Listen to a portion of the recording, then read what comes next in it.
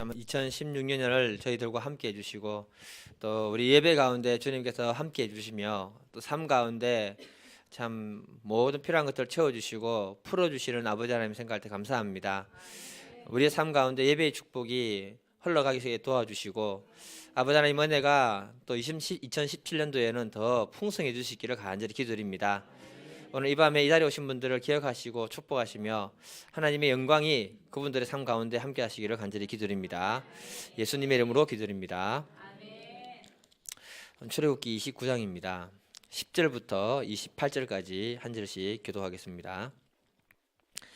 너는 숫송아지를 회막 앞으로 끌어오고 아론과 그의 아들들은 그 송아지 머리에 안수할지며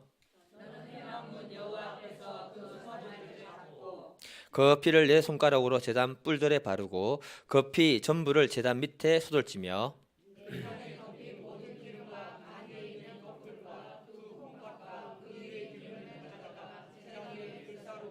그 숫소의 고기와 가죽과 똥을 짐 밖에서 불사르라. 이는 속죄제니라.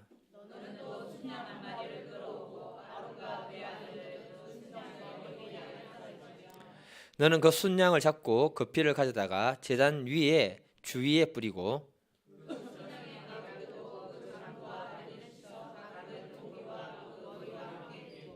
그 순양 전부를 제단 위에 불사르라. 이는 여호와께 드리는 번제요 이는 향기로운 냄새니 여호와께 드리는 화제니라.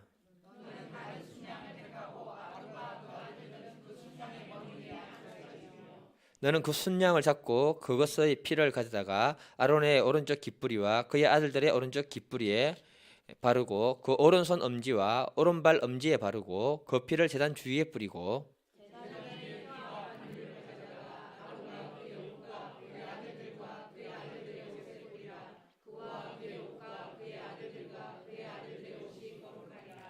또 너는 그 순양의 기름과 기름진 꼬리와 그것의 내장이 덮인 기름과 간 위의 꺼풀과 두 콩팥과 그것들 위에 기름과 오른쪽 넓적다리를 가지라. 이는 유임식의 순양이라.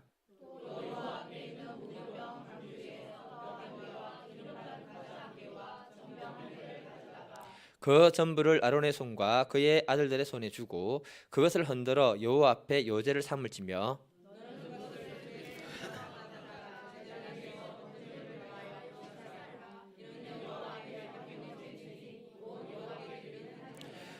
너는 아론의 위임식 순양의 가슴을 가져다가 여호와 앞에 흔들어 요제를 삼으라. 이것이 내 분깃이니라.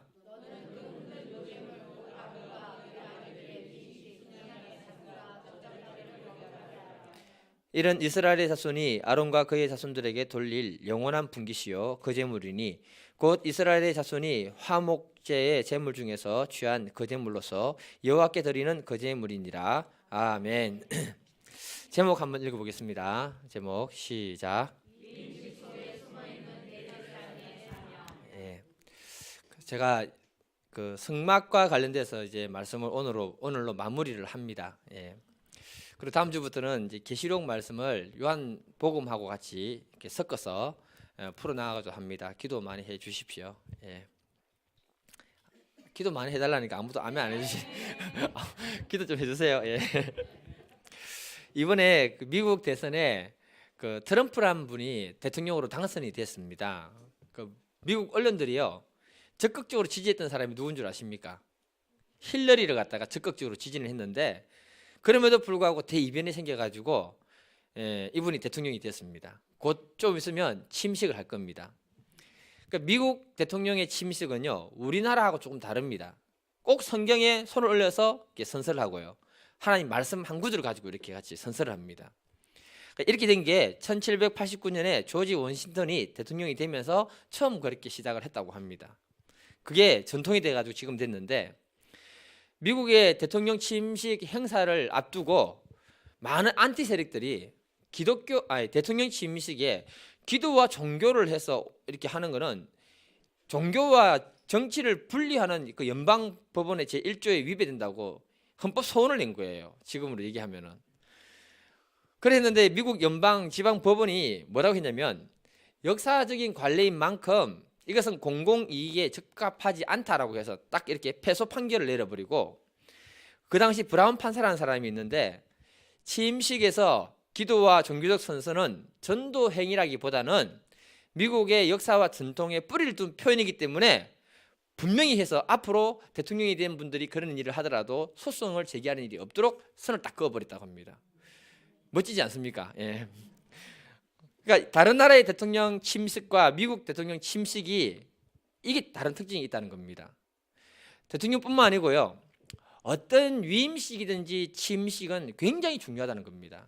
그래서 목사 안수식이나 장로 권사 임지식을 보면요, 굉장히 교회의 중요한 행사로 생각합니다. 그래서 사람들을 이렇게 많이 불러 모으고 같이 기쁨을 막 나누고 그렇게 하게 되는 거예요. 그래서 우리 교회 앞으로도 장로님과 목사님과 권사님들이 많이 나오시기를 간절히 기도드립니다. 예. 오늘 본문도 보면은 하나님이 성막이 어떻게 만들어져야 되는가 하나하나를 하나님이 다 이렇게 자세히 설명을 해주셨습니다. 마무리되고 난 다음에 하나님 뭘 하시냐면은 제사장의 옷을 만들도록 하나님 요구를 했습니다. 그게 다 끝나고 난 다음에 뭐냐면은 하나님이 대제사장 위임식을 통해서 이제 그 성막을 마무리하는 작업을 갖다가 오늘 본문에서 얘기하고 있다는 것입니다. 오늘 이 제사장 위임식을 보게 되면요, 상징적인 모습들이 몇 가지 있는데 이게 우리들에게 굉장히 중요한 의미들을 많이 전달하고 있습니다. 저는 개인적으로 이 성막 공부하고 말씀을 전하면서 목사는 어떻게 돼야 되는가 굉장히 많이 배웠는데 오늘 말씀이 그 부분에 해당하는 말씀입니다. 우리 같이 한번 첫 번째 제목을 같이 한번 읽어볼게요. 첫 번째 제목 시작. 제사장은 헌신과 화평과 제사함의 책임이 있다. 출애굽기 29장을 보게 되면은 제사장의 위임식을 위해서 절차들을 얘기하는데 1절부터 9절까지는요, 그 위임식에 필요한 짐승을 가지고 와서 잡으라. 그리고 그 아론과 그 아들들을 깨끗하게 씻겨라. 그리고 출애굽기 28장에서 만든 그 제사장의 의복을 갖다가 입히고 이제는 이렇게 제사장 위임식을 받도록 합니다. 그렇게 하면서 세 가지 제사를 드립니다. 첫 번째 제사가 뭐냐면요, 출애굽기 29장 14절입니다. 같이 한번 읽어볼게요. 출애굽기 29장 14절 시작. 그 수소의 고기와 가죽과 똥을 짐 밖에 불사르라. 이는 속죄되니라. 속죄 제사를 드렸다. 백성들 앞에 서기 전에 하나님과의 관계를 새롭게 하고 제사함의 은혜를 받는 작업을 해주었다. 두 번째는요, 출애굽기 29장 19절입니다. 또 읽어보겠습니다. 시작. 그 순양 전부를 제단 위에 불사르라. 이는 여호와께 드리는 번제요, 이는 향기로운 냄새니 여호와께 드리는 화제다. 두 번째는 번제를 드렸대요. 짐승 잡아서 완전히 태워서 올려드리는 건데 하나님 볼 때 향기로운 냄새의 제사다 이렇게 얘기했던 겁니다. 이 말은 제사장이 하나님 앞에서 온전히 자신을 희생하고 내어 드리는 작업이 필요하다 이 얘기를 하는 겁니다. 세 번째는요, 29장 28절 같이 한번 읽어볼게요. 시작. 이는 이스라엘 자손이 아론과 그의 자손에게 돌릴 영원한 분깃이요 그 제물이니 곧 이스라엘 자손이 화목제 제물 중에서 귀한 그 제물로서 여호와께 드리는 그 제물이니라. 마지막이 뭐냐면은 제사장 위임식 때 반드시 있는 화목 제사를 하나님 앞에 드려야 된다 이렇게 얘기하는 겁니다. 화목 제사는요, 하나님과 사람 사이를 화목하게 하고 사람과 사람 사이를 화목하게 하게 하는데 이 제사를 드릴 때 짐승을 잡아서 하나님께 태워드릴 것은 드리고 나머지는 고기를 삶아가지고 사람과 사람이 같이 나눠 먹는 것이 바로 화목 제사라는 겁니다. 하나님이 제사장 위임식을 하면서 왜 이 세 가지 제사를 하게 하실까? 속죄 제사를 먼저 실행하도록 하신 이유가 뭐냐 하면요, 제사장 너는 먼저 하나님 앞에 서기 전에 하나님과의 관계를 제사함을 통해서 새롭게 형성할 것을 요구하는 거예요. 다시 말해서 뭐냐, 그렇게 하고 난 다음에 너가 그 백성들의 허물과 죄악을 하나님 앞에 속죄해주고 속죄하는 대로 인도하는 그 역할을 제대로 하도록 해라. 내가 잘 못하면서 다른 사람에게 이걸 하라 저걸 하라 하면 사람들이 뭐라고 합니까? 너나 똑바로 하세요 그러잖아요. 그처럼 너가 속죄 제사를 제대로 드리고 난 다음에 그 백성들을 용납하고 용서하면서 하나님 앞으로 인도하는 작업을 해라. 마태복음에 보게 되면요, 신약 성경으로 보게 되면 이렇게 됩니다. 1만 달란트 빚진 자의 비유가 있습니다. 1만 달란트라는 말이 엄청나게 많은 빚을 지은 걸 갖다가 탕감해 주는 거잖아요. 사람의 힘으로 그 빚을 탕감할 수 있다 없다? 없다. 너무 잘 아시네요. 네. 그래서 사람이 탕감해 줄 수 없는 그 빚을 탕감받은 사람이 제사함을 받고 용서를 받은 그 사람을 얘기하는 거예요. 그리고 길을 가다가 100데나리온의 빚을 진 사람을 만납니다. 100데나리온은 아주 작은 빚이다. 뭐라고요? 아주 작은 빚이다. 그런데 그 빚진 사람 만났을 때 막 화를 내면서 멱살을 잡고 쥐 흔들고 목을 비틀고 내 돈 갚아라 하면서 그 사람을 감옥에 쳐넣어버렸습니다. 예. 자, 죄송합니다. 집어넣었습니다. 그런데 이 소식을 누가 들었냐면은 왕이 들은 거예요. 그래서 그 왕이 뭐라 했느냐? 1만 달란트의 빚을 탕감해준 그 사람을 잡아오라 하고는 그에게 화를 내면서 그 왕이 그를 감옥에 집어넣는 이야기를 기록해 두었습니다. 왜냐하면 왕으로부터 탕감받은 그 은혜는 생각하지 않고 자객이 약간 빚진 사람에게 악하게 행동했기 때문에 왕이 너무 화가 났다는 거예요. 이것은 오늘날 제사장이 먼저 하나님 앞에 속죄함을 받고 세움 받았듯이 그 백성들의 허물과 약점을 제사장은 감당해 줄 수 있어야 되고 그 백성들을 하나님 앞으로 인도하는 자가 되어야 된다는 것을 우리에게 말해주고 있는 겁니다. 예. 오늘날로 말하면 이렇게 되는 겁니다. 목사는 먼저 은혜 받은 자고 먼저 속죄받은 자이기 때문에 다른 사람을 용서할 수 있고 감당해 줄 수 있는 그 마음을 가지는 사람이 되라고 말하고 있는 거예요. 굉장히 어려운 요구를 하십니다. 그래서 1만 달란트의 비유의 결론이 뭐냐? 마태복음 18장 35절 한번 읽어볼게요. 예. 시작.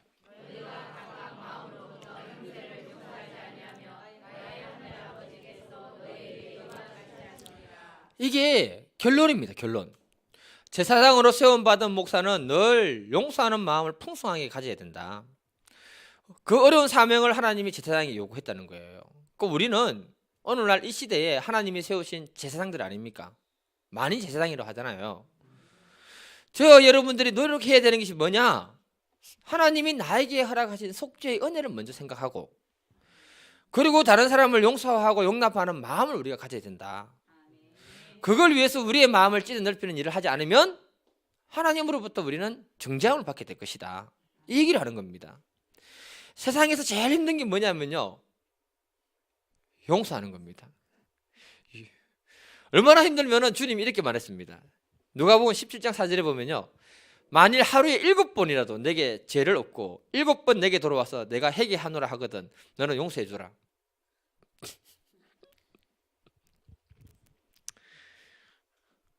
여러분 교사님 할 수 있습니까?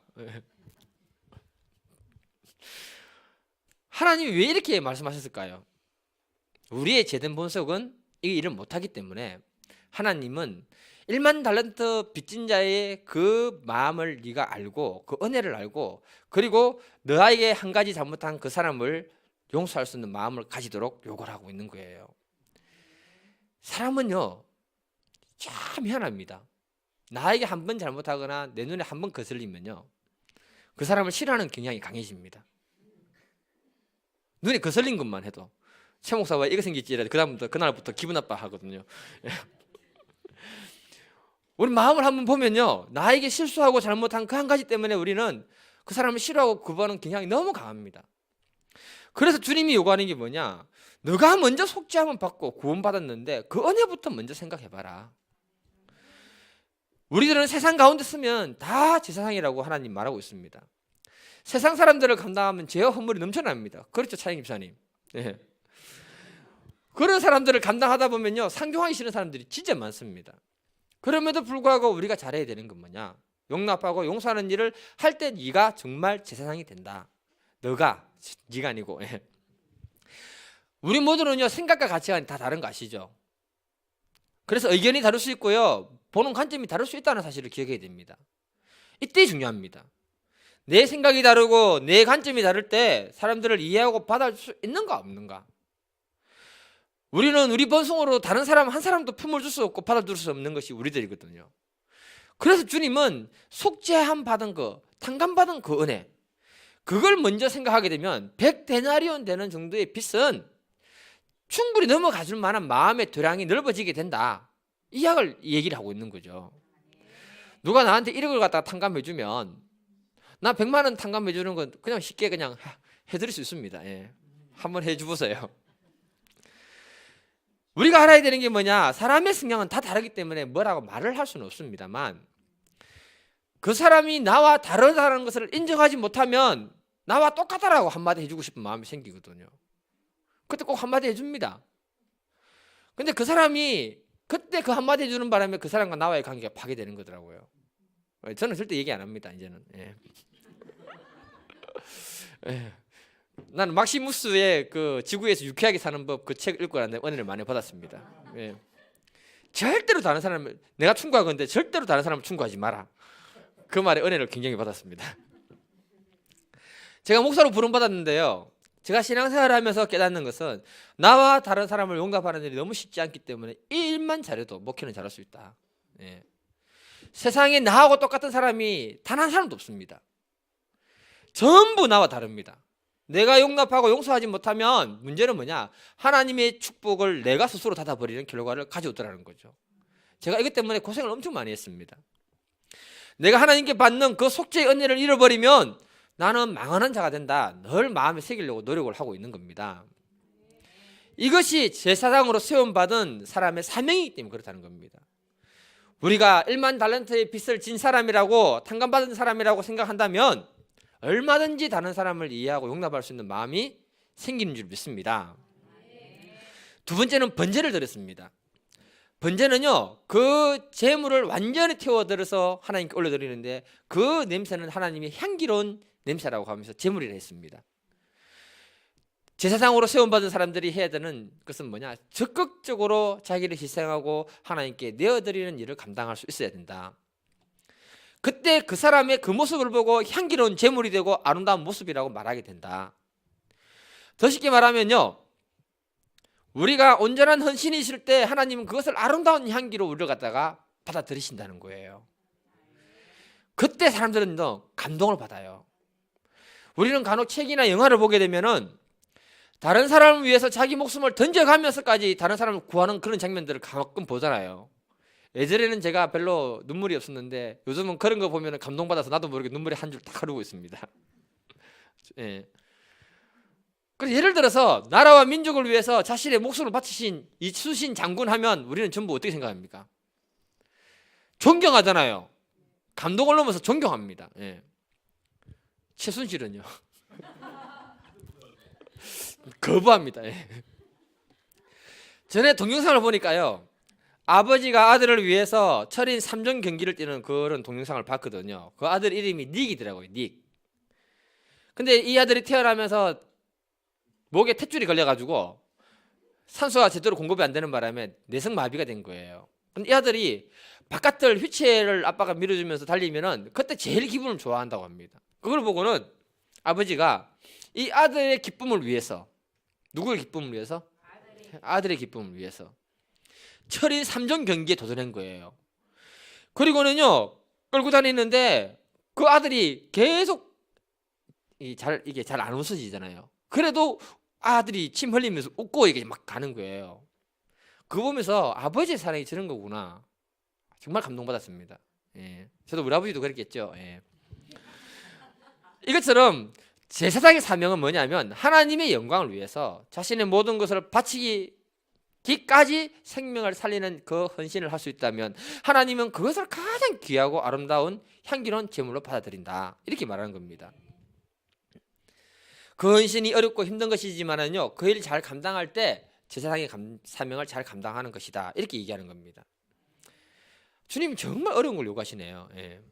그러니까 우리는 교회는 주님의 피값으로 세워진 것이다, 이렇게 말하고 교회는 주님의 완전한 희생 속에서 세워진 교회다라고 말을 하고 있습니다. 그래서 우리가 우리 교회가 아름다운 교회가 되도록 하는 방법은 뭐냐? 적극적으로 우리 자신을 헌신해서 내어드리는 그 일에 동참할 때 우리 교회가 아름다운 교회가 되는 겁니다. 예. 제가 한 번씩요, 다른 분들에게 우리 교회 얘기를 들으면 참 교회가 좋은 교회라는 소식을 한 번씩 듣습니다. 예. 그때만 내가 잘해야 되긴데 찔리면서 그 경주선교교회 부목사입니다. 아주 사랑스럽게 목사님 때문에 제가 사랑스럽게 이렇게 소개하고 그랬습니다. 예. 많은 사람들이 교회를 사랑한다 말하고요, 교회는 주님의 피값으로 세웠다고 하지만 정작 중요한 헌신이 있을 때 사람들의 반응은 천차만별이라는 겁니다. 연세중앙교회 윤석준 목사님이 운영하는 그 기도원 가서 말씀드렸을 때 이런 말을 하시더라고요. 그분이 교회를 굉장히 크게 이렇게 건축해 놨잖아요. 모르시면 인터넷에 검색을 한번 해보세요. 예. 우리나라에서 첫 번째 갈 정도로 크게 만들어 놨습니다. 그래서 목사님이 건축을 위해서 주일날 광고를 한 거예요. 무슨 광고를 하셨냐면은 1,000만 원 정도 헌금할 수 있는 분들은 수요 예배 때 좀 참석해 주세요. 이렇게 광고를 한 거예요. 예. 1,000만 원 정도 할 수 없는 사람들은 삶이 어렵다는 거예요. 그분의 말에 의하면. 그러니까 기도만 해달라 한 거예요. 기도만. 네. 그래서 수요 예배 때 몇 명이나 올까 싶어서 가슴 졸이고 탁 갔는데 수요 예배에 자리가 없는 거예요. 예, 자리가 하나도 없는 거예요. 하나님께 감사를 드렸다고 합니다. 와. 그리고는요, 어떤 분들은 하나님 앞에서 믿음으로 아파트 팔고 전세로 들어가서 헌금하신 분부터 해서 다양하게 주님의 몸된 교회를 섬기신 분들을 갖다 얘기를 하더라고요. 근데 어떤 부자는요, 교회 건축한다 하니까 시험 들어서 교회를 안 나오기 시작하는 겁니다. 그래가지고 목사님이 신방 가서 그냥 와도 그냥 교회 오면 된다. 헌금하지 마라. 헌금하라고 나는 말 안 했다. 그렇게 얘기를 했습니다. 그럼 문제는 전부 건축 헌금 드리고 있는데 자기 혼자 안 드리면 굉장히 민망하잖아요. 그러니까 교회를 나갈 수 없는 거죠. 그래서 다른 교회 가버린 겁니다. 나중에 건축이 끝나고 난 다음에 이분이 다시 교회로 왔다고 합니다. 그 이야기를 들어보니까 그 몇 년 사이에 이 사업하자 저 사업하자 하면서 사람들이 찾아왔는데 그들에게 약 10억 원 정도의 사기를 당했대요. 그러면서 하는 말이, 내가 이럴 줄 알았으면 차라리 교회에 1억이라도 헌금했으면 자기 체면이라도 세웠을 건데 정말 부끄럽더라. 그렇게 말을 하더랍니다. 제 말이 아닙니다. 예. 주님의 몸된 교회는요, 우리 한 사람 한 사람의 수고와 헌신 위에 세워지는 줄 믿습니다. 이 헌신을 우리 주님이 십자가 위에서 이미 했고, 이제는 우리들이 그 은혜를 생각하고 헌신할 때 아름다운 교회가 만들어진다는 것을 우리에게 말씀하고 있는 거예요. 세 번째 제사는요, 화목제사입니다. 여러분, 제사장은요, 중간자 역할을 합니다. 하나님과 사람 사이 중간자, 사람과 사람 사이 중간자입니다. 예. 그리고 그 하나님과 사람과 사람 사이의 화목을 이끌어내는 존재가 누구다? 제사장이다. 예. 화목 제사는요, 고기 잡아서 하나님께 태워드리고 나머지는 사람과 사람이 나눠 먹었습니다. 이렇게까지 하나님은 화목을 중요하게 생각한다는 거예요. 그래서 우리 주님도요, 십자가에서 자신을 화목제물로 내어 드렸다고 말씀하십니다. 같이 한번 에베소서 2장 16절 한번 읽어보겠습니다. 에베소서 2장 16절 시작.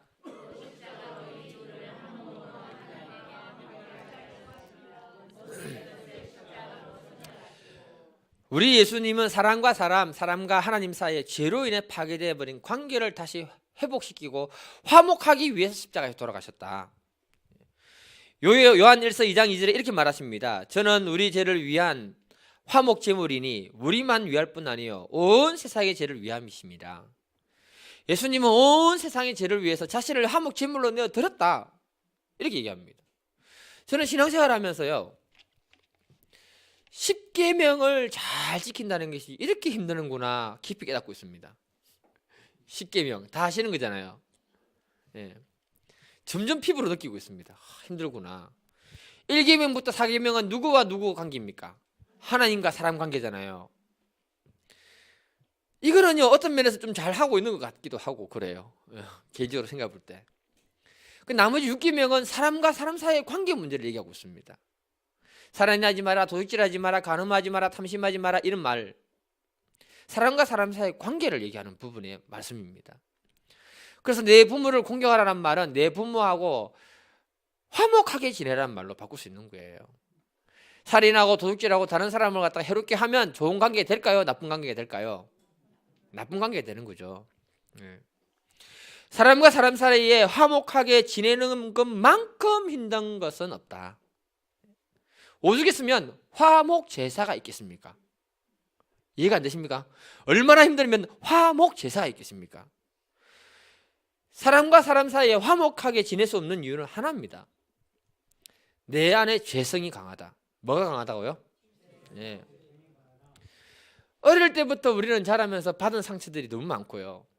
그래서 우리는 바르게 보고 바르게 듣고 바르게 말하는 것 자체가 잘 안 됩니다. 그래서 우리는 오해가 많고요. 내 기준에서 싫으면 싫은 것이지 더 이상 이유가 없습니다. 뭐 내 기준에서 싫으면 싫은 것이지 더 이상 이유가 없다는 거죠. 예. 하지만 오늘 본문에서 제사장은 화목을 위해 힘쓰는 자가 되어야 된다 이렇게 말하고 있습니다. 그러려면 제사장부터 화목을 최우선으로 생각하고 이것을 할 수 있는 힘을 키워야 된다 이 말을 하는 거예요.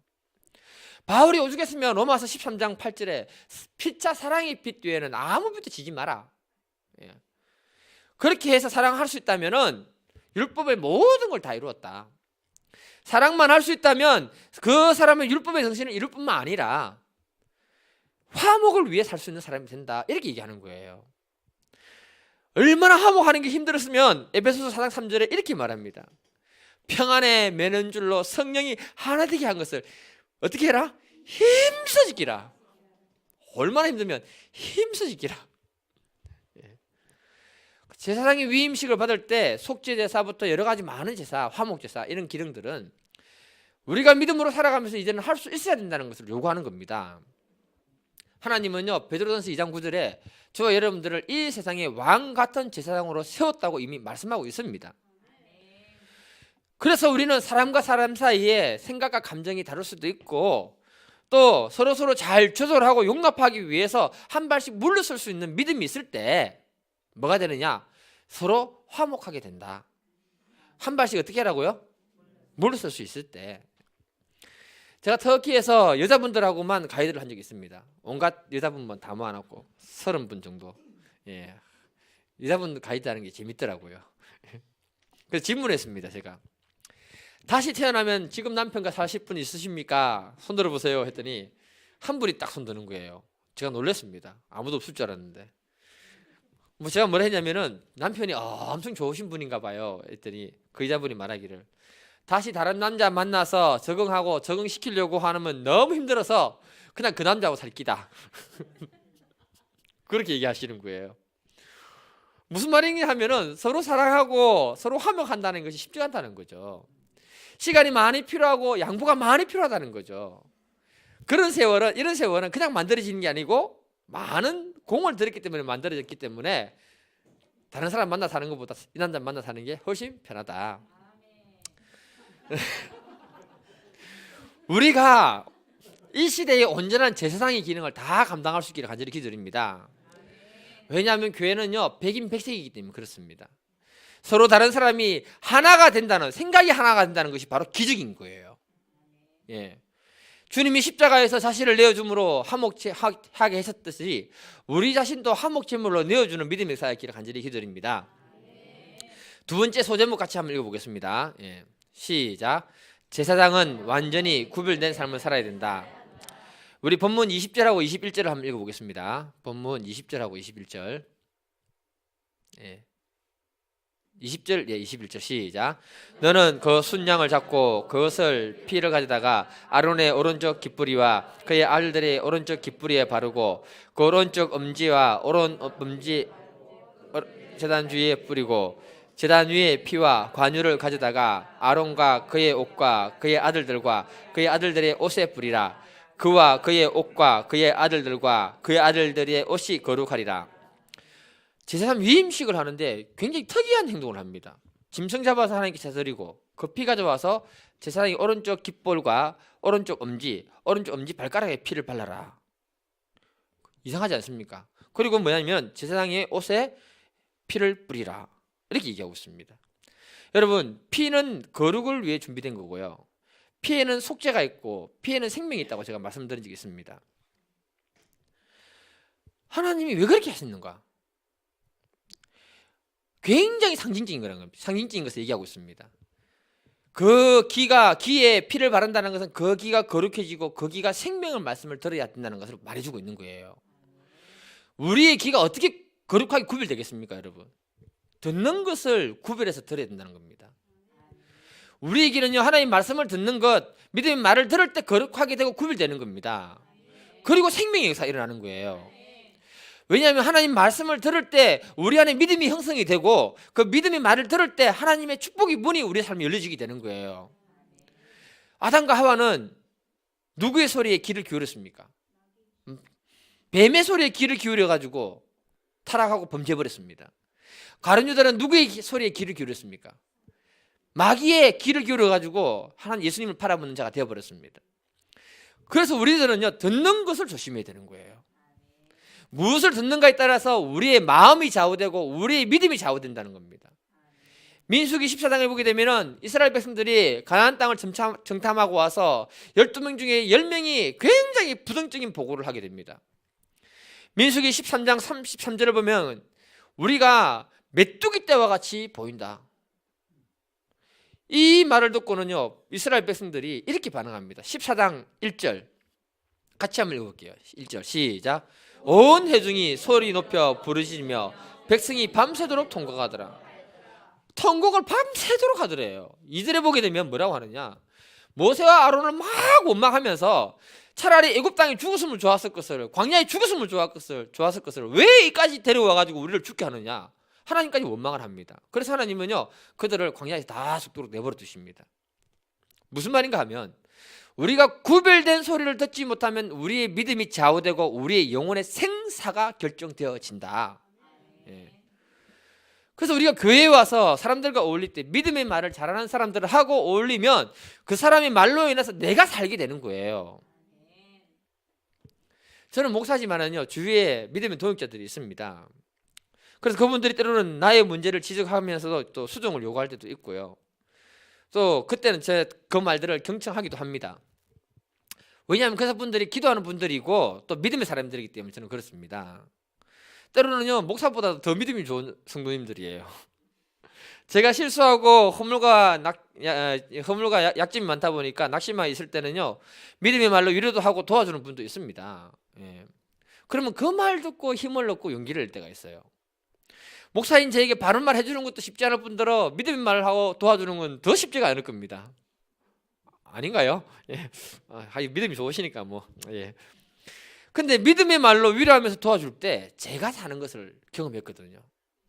만일에 절망하고 낙심하고 있을 때 불신적인 말로 저에게 와서 못하는 것만 계속 얘기해버리면 어떻게 되겠습니까? 저는 영적으로 죽어버리는 거예요.